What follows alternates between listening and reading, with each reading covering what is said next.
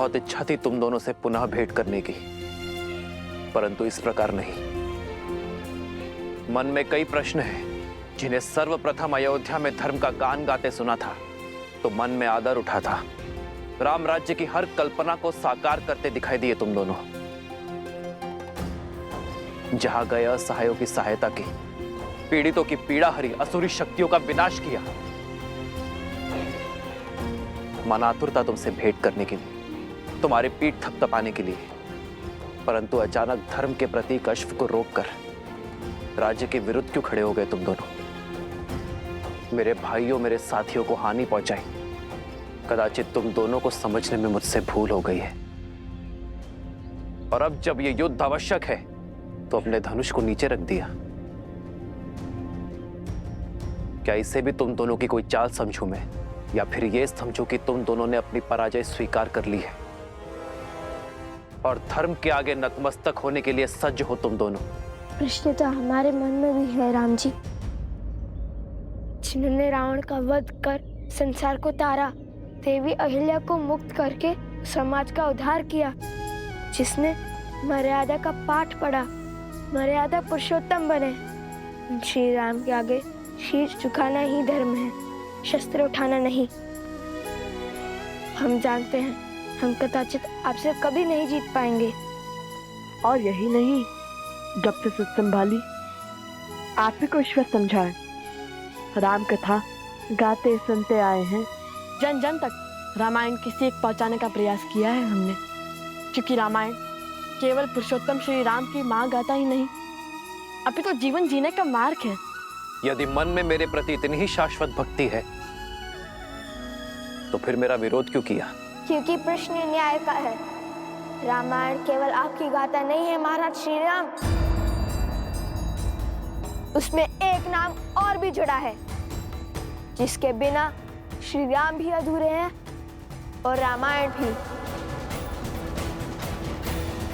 और वो नाम है देवी सीता।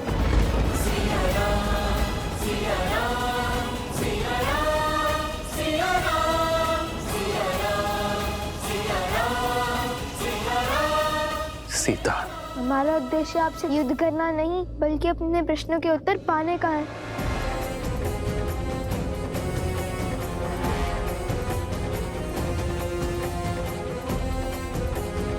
कैसा प्रश्न? वो प्रश्न जो हर उस जन के मन में है जिसने रामायण पढ़ी, सुनी या घटित होते हुए देखी। वो प्रश्न जिसका उत्तर ना मिला तो रामायण की कथा को कभी संपूर्ण नहीं होने देगा।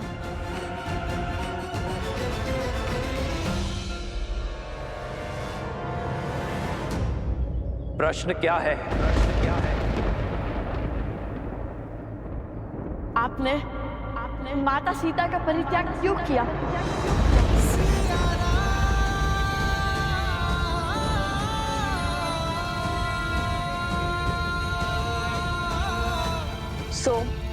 कुछ पूछ रही हूँ। कहाँ है लवकुश? और प्रसूता से तुम्हें लवकुश के साथ आने का संदेश भिजवाया था, तुम यूं अकेले क्यों आ गए? ऐसी कौन सी बात हो गई माता जो हम तीनों को साथ में बुला लिया? मुझे बताइए, मैं आपका संकट हल कर देता हूँ। संकट की बात नहीं, भोजन की बात है। खीर बनाई है, तुम तीनों को भाती है ना? चलो चलकर खा लो। भोजन, और वो भी खीर? अरे भोजन ही तो कारण है हमारे बिच्छू का। मैं तो लवकुश के साथ ही था, पहले इसीलिए आ गया ताकि भर पेट खा सकूं। आप एक कार्य कीजिए माता, आप पहले अपने इस पुत्र को खिला दीजिए। सदा तो तुम उनके साथ भोजन करने की हट करते हो, किंतु आज खीर की लालच में मित्रता भूल गए। भूख तो हर समझ भुला देती है माता, वैसे भी उन्हें समय लगेगा।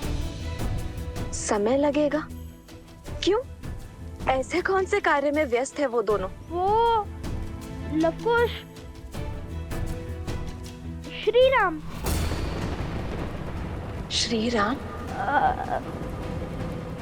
श्री राम कथा माता। रामायण को और विस्तार से समझने का प्रयास कर रहे हैं। रामायण को समझने का प्रयास? किंतु वो दोनों तो रामायण का एक एक शब्द समझते हैं और संसार को भी समझाते हैं। अकस्मात ऐसा क्या हो गया कि उन्हें रामायण को विस्तार में समझने की आवश्यकता पड़ गई? वो क्या है ना माता, श्री राम माता सीता लौटने के बाद जो घटा, उसी को लेकर उनके मन प्रश्नों से भर गए हैं। बस उसी का उत्तर जानने का प्रयास कर रहे हैं। तुम दोनों ने प्रभु के दर्शन किए? माता, श्री राम केवल वीरों के प्रभु हैं, नारियों के नहीं। उत्तर दीजिए श्री राम, जो ग्रंथ है जग में सबसे पावन, जिसने सिखाया जलाना भीतर का रावण, इसका आधार शुभ कर्म है, जिसने प्रेम दिया ममता और त्याग समर्पण का मर्म है। पर जिसके अंत में प्रश्न बढ़ा, जो हमारे मन में शीश ताने खड़ा। जब राज धर्म था सब कुछ ही, फिर क्यों पत्नी व्रत का वचन लिया? क्यों त्याग दिया उसको, जिसने बरसों संग वन में गमन किया। जो राम है जग में पतित पावन, केवल सीता माँ के कारण। जो पतित का सीता को त्यागा, तो क्या उस राम में भी बसा है एक गुण रावण का? कहिए, क्यों छोड़ दिया आपने अपनी पत्नी को? क्या घटा था ऐसा जिसके कारण आपको ये निर्णय लेना पड़ा? ये व्यक्तिगत निर्णय है। तुम्हारे इस प्रश्न का उत्तर देना नहीं देना ये मेरा निर्णय है। उसका निर्णय जिसका फल पूरी स्त्री जाति पर प्रभाव डाल सकता है, वो व्यक्तिगत नहीं होता। आपको उत्तर देना ही होगा।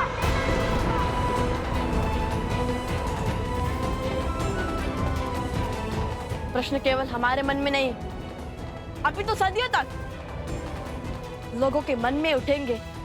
सब उसका उत्तर जानना चाहेंगे। हमारे मन में जो आपकी छवि है, उसे जोड़ने का यही एक अवसर है।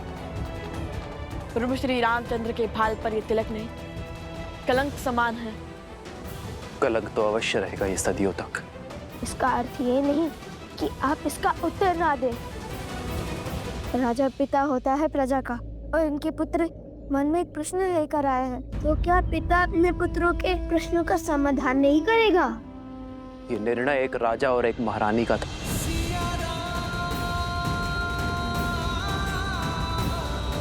हम दोनों का था।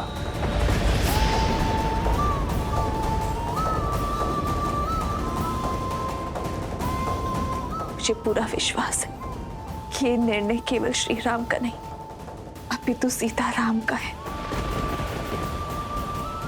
तुमने अपना धनुष हटाकर, शीश झुकाकर मर्यादा और धर्म के अनुसार यह प्रश्न मुझसे पूछा है, और एक राजा होने के नाते ये मेरा दायित्व है कि मैं तुम्हारे प्रश्नों का उत्तर दूं। तुम दोनों जानना चाहते हो ना कि अयोध्या के भीतर क्या हुआ था? तो सुनो। सतीत्व की दुहाई देने वाली आज मुंह छिपा कर क्यों जा रही है? दशानन जैसा बलि जिसे पाना चाहे उसे छोड़ कैसे सकता है? यदि हमारे रघुवंशी ऐसा समाज बनाना चाहते हैं जहां स्त्रियों की त्रुटियों पर पर्दा डाला जाए, तो ऐसे तो हम दूसरे नगर में पहुंच जाएंगे भाई। मैं मर्यादा पुरुषोत्तम राम नहीं हूं। मैं ऐसी स्त्री को नहीं अपनाऊंगा जो किसी अन्य पुरुष के साथ रहकर आई हो। हम दोनों अपने राज्य का परित्याग कर देंगे तो ना ही कोई प्रश्न उठेंगे और ना ही कोई उत्तर की अपेक्षा करेंगे। हम दोनों नहीं, केवल मैं आ रहे हूं। जिस क्षण महाराजा राम महारानी सीता को त्यागेंगे, उसी क्षण अयोध्या के सब दुख मिट जाएंगे।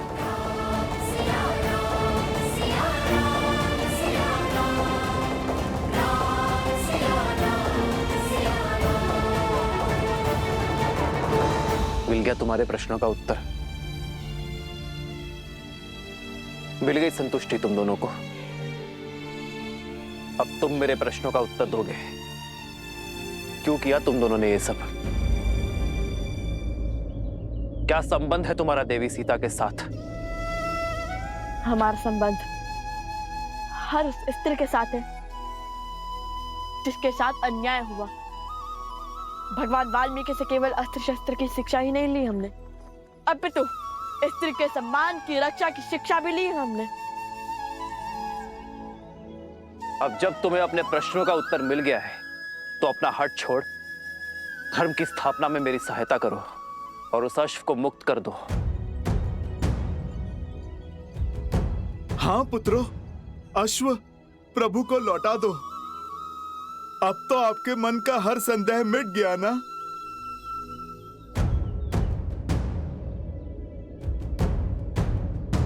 अर्थात जिस अयोध्या की प्रजा के लिए यह यज्ञ हो रहा है, उसी अयोध्या ने माता सीता पर लांछन लगाकर उन्हें आपसे और आपके परिवार से भिन्न कर दिया।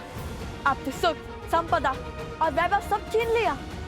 जिस स्त्री ने बिना एक प्रश्न किए 14 वर्ष आपके साथ वनवास स्वीकारा, जिसने रावण के पास से निकलते ही अग्नि परीक्षा का दंश भोगा, उस पवित्र देवी सीता पर इतना घोर लांछन लगाने वाली प्रजा को आपने दंड तक नहीं दिया। आपने उन्हें शांत करने के लिए माता सीता से भिन्न होना चुना। प्रजा के मुख में पत्नी का हर समर्पण भूल गया।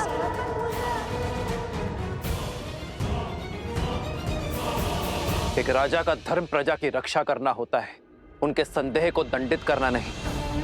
राजा का धर्म उसकी प्रजा को उचित मार्ग पर ले जाना होता है, उन्हें अपराधी बनाना नहीं। स्वीकार लिया कि अद्भुत है चाचा राम और उनका न्याय, किंतु क्या कर्तव्य की डोर केवल अयोध्या के राजा राम से बंधी थी, माता सीता के पति से नहीं? वो वन वन भटकती फिर रही होंगी, आप महलों में रहने वाले, रथों पर चलने वाले। क्या आपको देवी सीता का दुख का आभास नहीं हुआ? लवकुश, मेरे प्रभु से बात शब्द साध कर करो। आधा ज्ञान सबसे घातक होता है। आधा ज्ञान? अरे अपनी आंखों पर से भक्ति की पट्टी हटाइए हनुमान जी। पट्टी तुम्हारी आंखों पर है। जो मैंने देखा है वो ना आपने जाना है और ना ही अयोध्या की प्रजा ने। अपना राजा होने का दायित्व निभाते हुए माता सीता के पति होने की भागीदारी से विमुख नहीं हुए हैं मेरे प्रभु श्री राम। राजवस्त्र और राज दायित्व उतारकर सदा वलकल धारण किया है मेरे प्रभु श्री राम ने। राजभोग को त्याग कर कंद मूल खाए हैं प्रभु ने।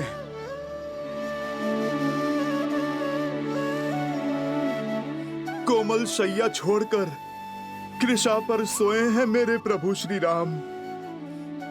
मेरे प्रभु के लिए तो ये राजवस्त्र कांटों के समान है। उनका सुख तो उसमें है जो वलकल उन्होंने 14 वर्षों तक माता सीता के साथ पहने हैं। प्रभु का सुख तो माता सीता की स्मृतियों में है। राम सिया राम सिया राम जय जय राम। क्षमा करिए, हमें प्रभु श्री राम के त्याग की स्थिति का अनुमान नहीं था। किंतु ऐसा नहीं है कि हमारे प्रश्न अनुचित है। हमने आपके प्रभु को 2 कड़वी बातें कही और आपको इतना क्रोध आ गया। सोचिए जब हमें माता सीता के दुख की सूचना मिली होगी तब हमें कितना क्रोध आया होगा। वे वन वन अकेली फिर रही होंगी। अपनों से दूर, अपने श्री राम से भिन्न।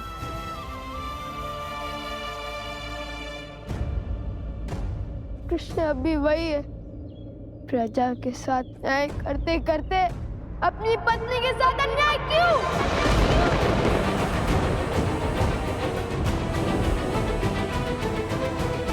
का निर्णय था और यह अनुग्रह मुझे स्वीकार करना पड़ा अपनी प्रजा के लिए। अद्भुत, तो फिर राजा का पद क्यों नहीं त्याग दिया?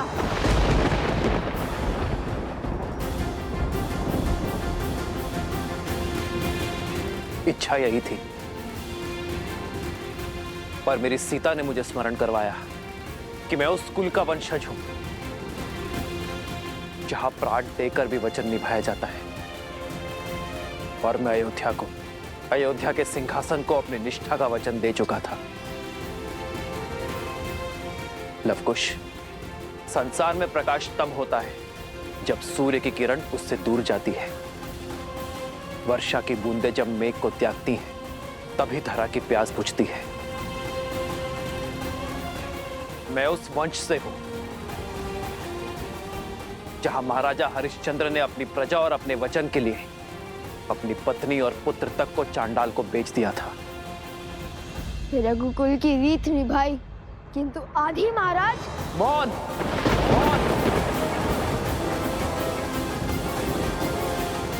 से आपकी भूल छुप नहीं जाएगी महाराज।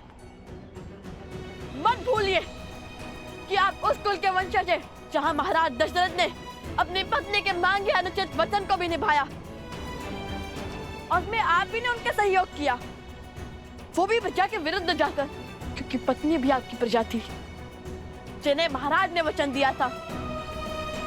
जब आपने रावण की लंका पर चढ़ाई की, इसलिए नहीं कि प्रश्न आपकी पत्नी का था, इसलिए क्योंकि ये अयोध्या की प्रजा के पान पर प्रहार था।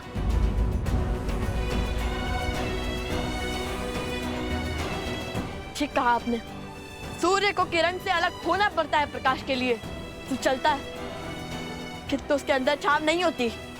आप रघुकुल के सूर्य हैं, आप वो दीपक कैसे बन गए जिसके तले अंधकार है?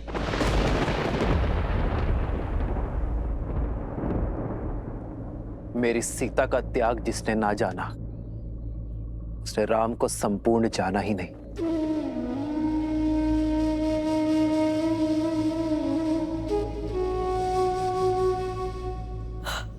आज नहीं तो कल आपके निर्णय पर प्रश्न उठेंगे जिनके उत्तर के बिना रामायण संपूर्ण नहीं होगी।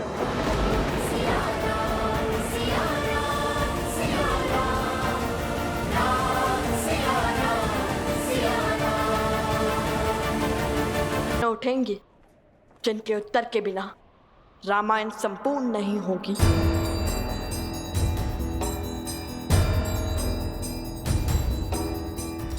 इस प्रश्न का उत्तर सीता के त्याग का केवल यही पीढ़ी नहीं, आने वाली हर पीढ़ी आभार मानेगी।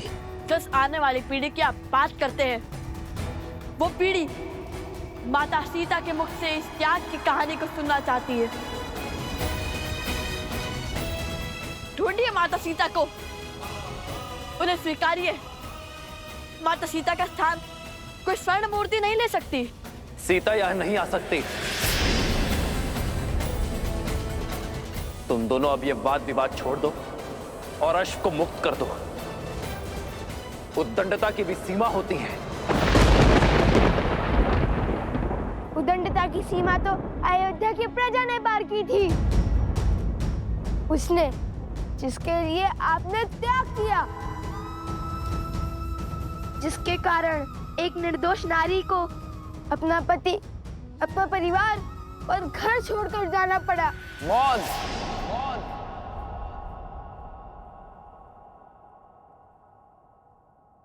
अश्व दो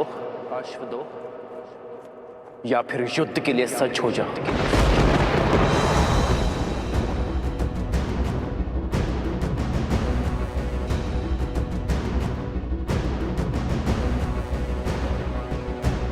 यदि आप माता सीता को खोज कर नहीं लाएंगे, उन्हें पुनः नहीं अपनाएंगे, तो हम भी अश्व नहीं छोड़ेंगे।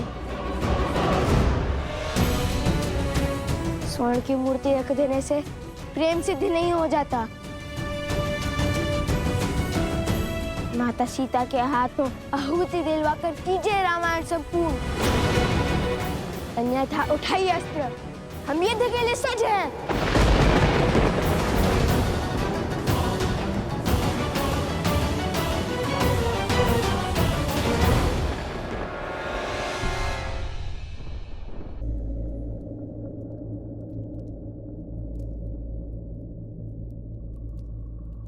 लवकुश अब तक नहीं आए। ऐसा क्या खोज रहे हैं रामायण में? सोम, तुम भोजन करो, मैं उन्हें लेकर आती हूँ। नहीं माता, आप। मैं शीघ्र ही लौट आऊंगी। तब तक तुम भोजन का आनंद लो। और हाँ, भोजन समाप्त किए बिना उठना नहीं। तब तक मैं उन दोनों की सुध लेकर आती हूँ। ये किस संकट में फंस गया?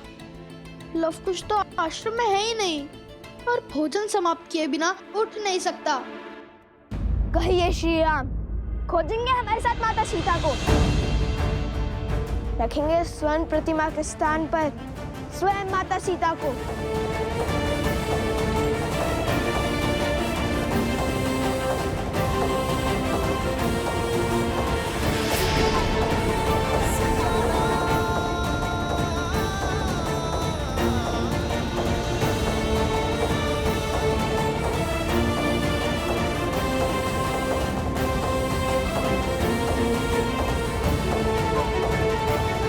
मैं तुम दोनों को क्षमा कर सकता हूं, बिना युद्ध के इस अश्व को लेकर जा सकता हूं, किंतु जो शस्त्रहीन और दुर्बल पर वार करते हैं वो क्षमा के नहीं, मेरे दंड के भागी होते हैं।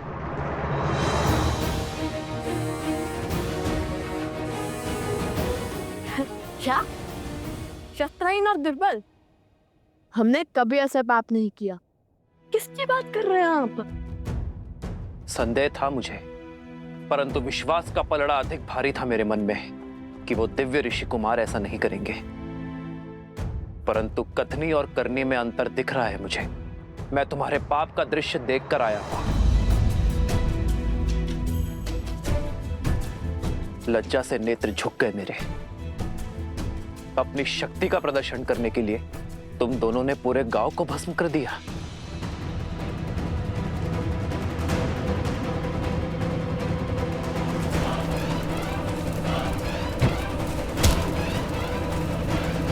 असंभव, हमने ऐसा कुछ नहीं किया। झूठा दोष मढ़ रहे हैं आप हम पर। धर्म के पथ पर चलने वाले लव कुश को अधर्म के संस्कार नहीं दिए वन देवी ने। प्रभु, मुझे भी इन पर पूरा विश्वास है। ये दोनों ऐसा घोर अपराध नहीं कर सकते। इनके चरित्र और संस्कार ऐसे नहीं है प्रभु।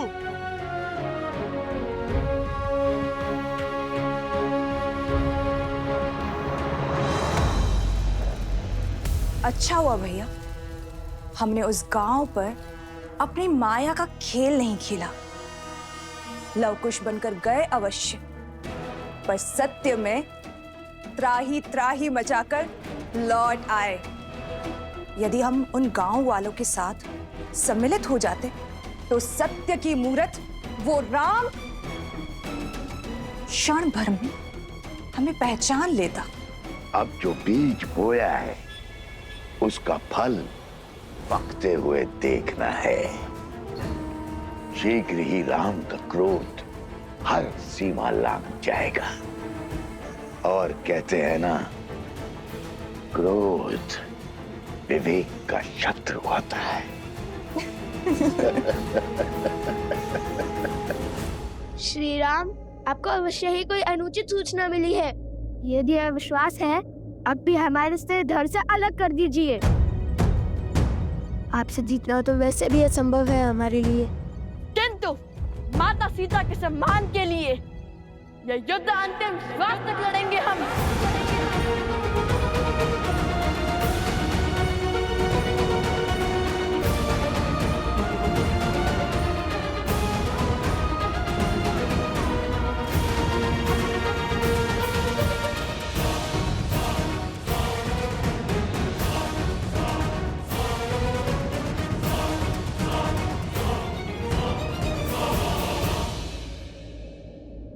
युद्धारंभ होने से पूर्व मेरी एक अंतिम बात और सुन लो।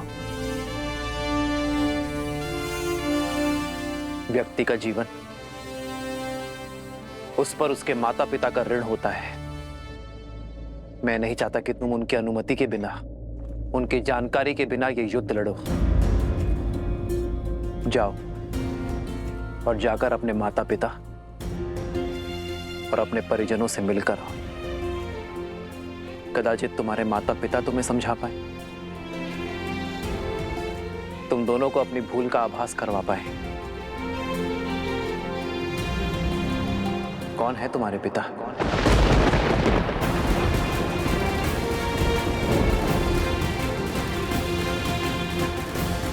लवकुश मेरे ही पुत्र हैं, श्री राम के तने हैं, रघुकुल के वंशज हैं।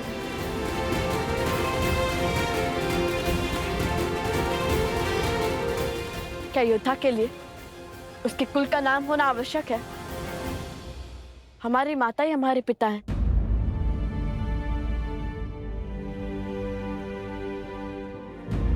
उन्होंने कभी हमें पिता की कमी आभास होने नहीं दी।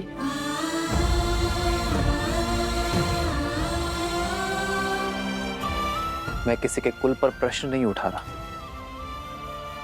पर क्या तुम दोनों की माता को तुम्हारे इस कर्म का ज्ञान है? नहीं। तो जाओ और अपनी माता को इस निर्णय से अवगत कराओ। हो सकता है कि इस सत्य जानकर वो तुम दोनों को यह अनर्थ करने से रोक दे।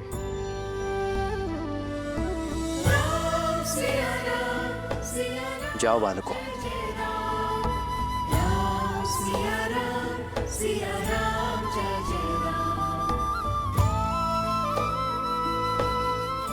हनुमान जी, हमारे अश्व की रक्षा का दायित्व आपका है, वचनबद्ध हैं आप। राम सिया राम जय जय राम। राम सिया राम जय जय राम। हे महादेव, कोई चमत्कार दिखाइए, सीता माता को सत्य से अवगत करवाइए। जितना मैंने लवकुश को जाना है, वो पीछे हटने वाले नहीं हैं।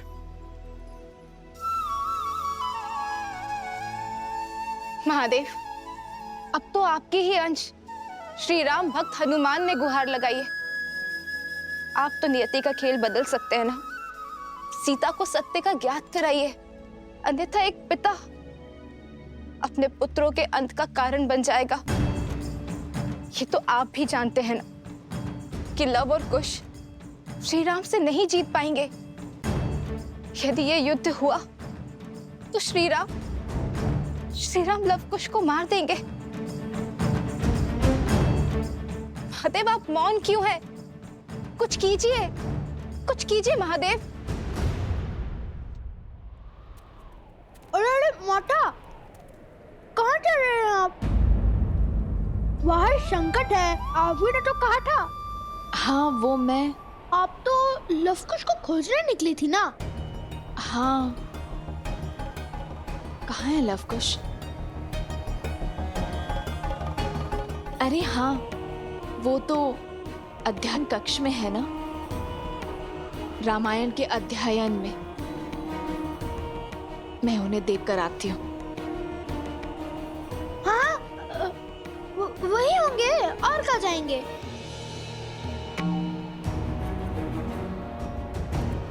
कह तो दिया, किंतु वो अध्ययन कक्ष में आएंगे कैसे?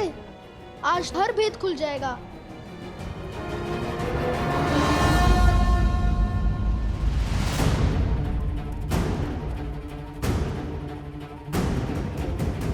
लवकुश,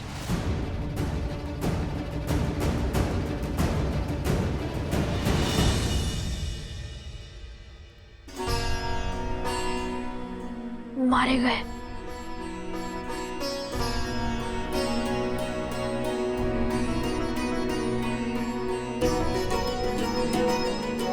बचकर, किंतु क्या ये माता के अंतिम दर्शन है?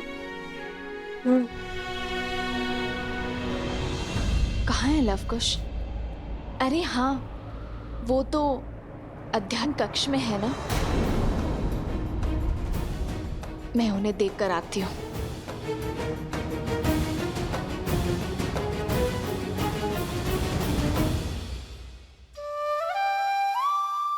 बाल बाल बचा भी इसी क्षण निकल जाता हूँ, अन्यथा ये सियाराम के लाल मुझे पुनः फंसा देंगे। क्या बात है, आज इस समय रामायण अध्ययन का विचार कैसे आया? रामायण रामायण तो एक भाव है माता, कभी भी खर कर जाता है। मन में जो प्रश्न व्याकुल किए हुए थे उन्हें का उत्तर ढूंढ रहे थे। कैसा प्रश्न?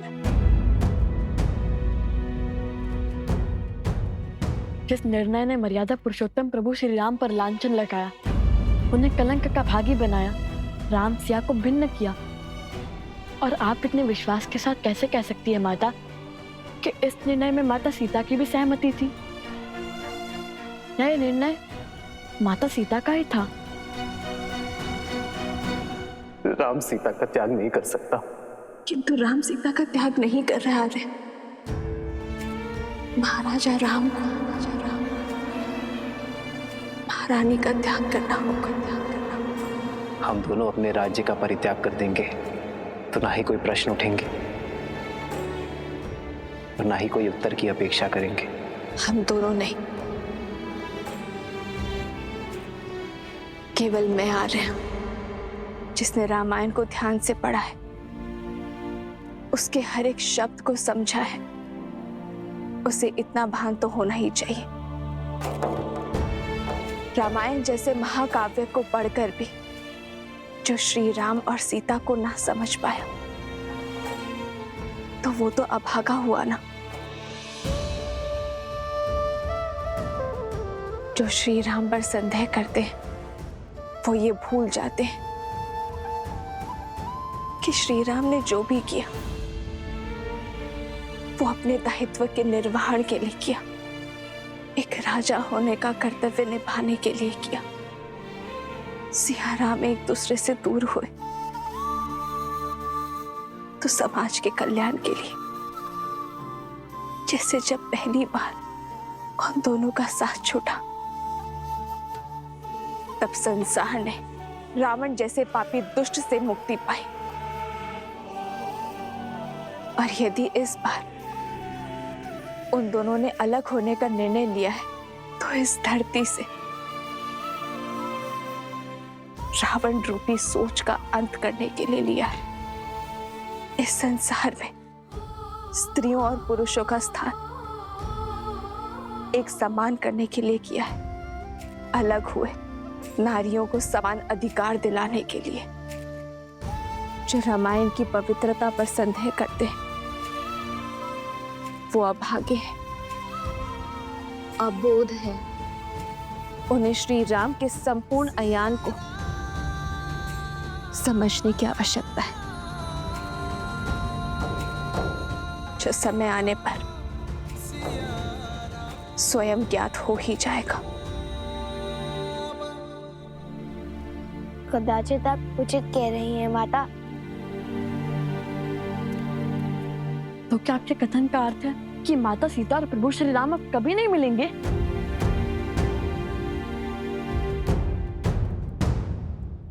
नियति चाहे जितना चाह ले, धरती को आकाश से दूर करने का, किंतु क्षितिज में जाकर सांझ का मंद तेज दोनों को एक कर ही देता है। हाँ, मैं ये नहीं जानती कि सिया राम के जीवन में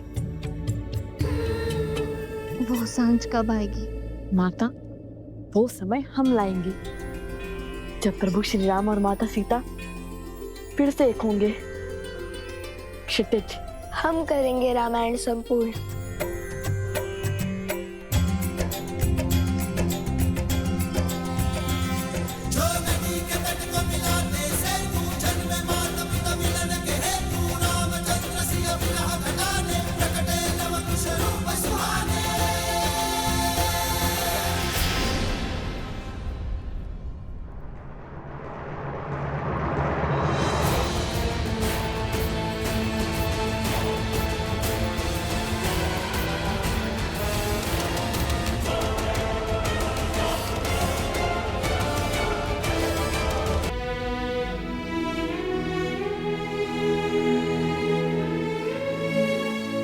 नहीं प्रभु, मैं वचनबद्ध हूँ प्रभु।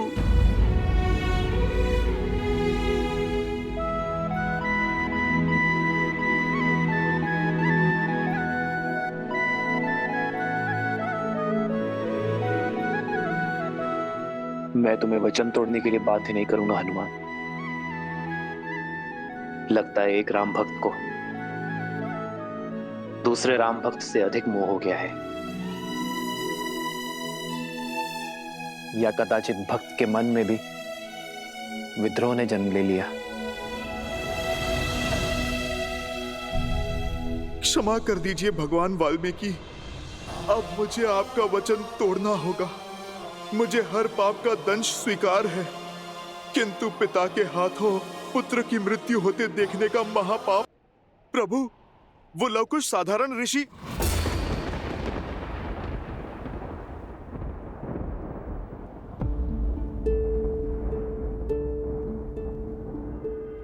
मैं सब समझ गया। अब और कुछ कहने की आवश्यकता नहीं है। वचन से बंधे हो इसलिए अब तक मौन थे, तो अब भी कुछ मत कहो हनुमान। इस संसार में वचन से बड़ा और कुछ नहीं। किंतु प्रभु, आपका जानना आवश्यक है। प्रभु, वो बालक यहाँ है। हम लौट आए।